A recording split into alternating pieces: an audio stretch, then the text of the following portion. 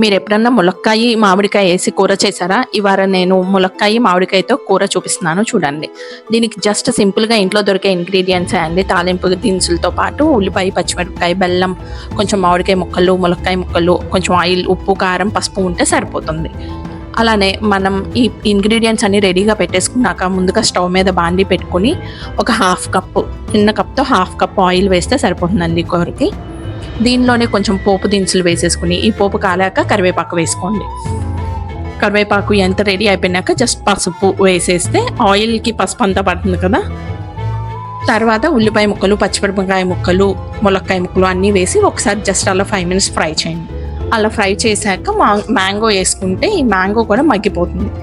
ములక్కాయ కూర అందరూ తింటారు కదా, ములక్కాయ మసాలాగా చేసుకుంటారు, అలానే ములక్కాయ పాలు పోసి వండుతారు.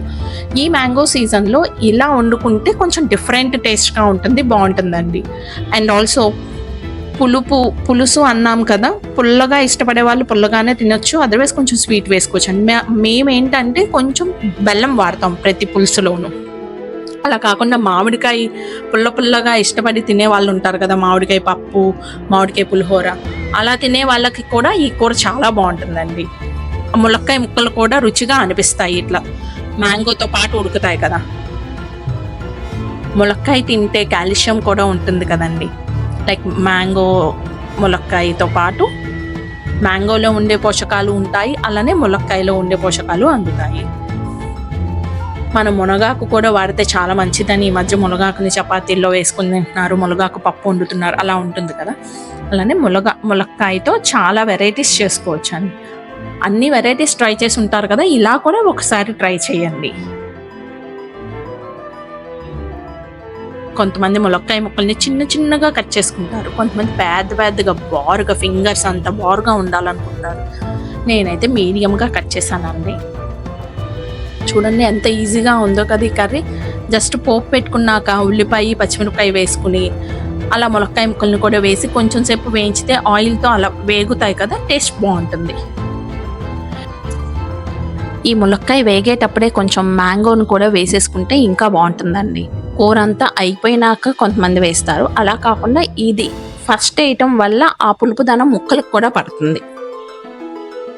ఇలా ముక్కలు కూడా వేసుకున్నాక మ్యాంగో ఒక్కొక్క కాయ చూసుకోండి, చాలా పుల్లగా ఉంటుంది.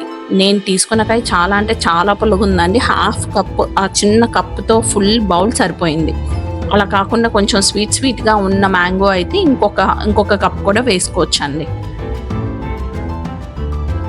జస్ట్ ఈ ముక్కలు అన్నీ అట్లా వేసి కొంచెం సేపు అలా వేగాక నేను కారం కూడా కొంచెం వేస్తాను. కూర అంతా అయిపోయినాక వేస్తే అదొక టేస్ట్, కూర ఇట్లా ముందే వేసేస్తే ఉప్పు, కారం అన్నీ కొంచెం దానికి సరిపడ పడతాయండి.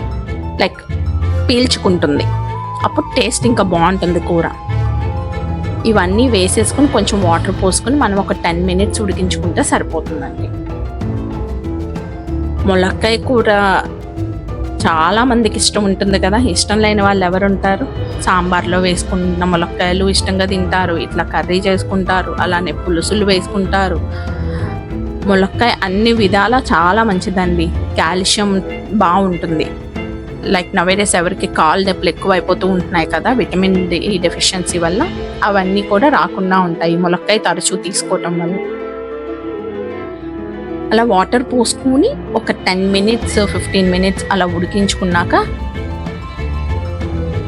దానిలో కొంచెం బెల్లం వేసుకుని ఉప్పు, కారం ఇందాక లైట్గా వేసాం కదా ఫస్ట్, దానికి అడ్జస్ట్ చేస్తూ తగినంత ఉప్పు, తగినంత కారం వేసుకుని బెల్లం వేసుకుంటే అంతే అండి. కూర కొంచెంసేపు మగ్గిస్తే అయిపోతుంది. ఫైనల్గా కొంచెం కొత్తిమీర టచింగ్ ఇచ్చామనుకోండి, అది ఇంకా ఎక్సలెంట్గా ఉంటుంది. కొంతమంది ధనియాల పొడి కూడా వేసుకుంటారు, ఆ ఫ్లేవర్ వేరు ఉంటుంది. ఇది పులుసు కదా, మేము ఇలానే చేసుకుంటాం. మీరు కూడా ఒకసారి ట్రై చేయండి. మా వీడియో కనుక మీకు నచ్చినట్లయితే please like and share. Thank you. మర్చిపోయా, సబ్స్క్రైబ్ కూడా చేసుకోండి.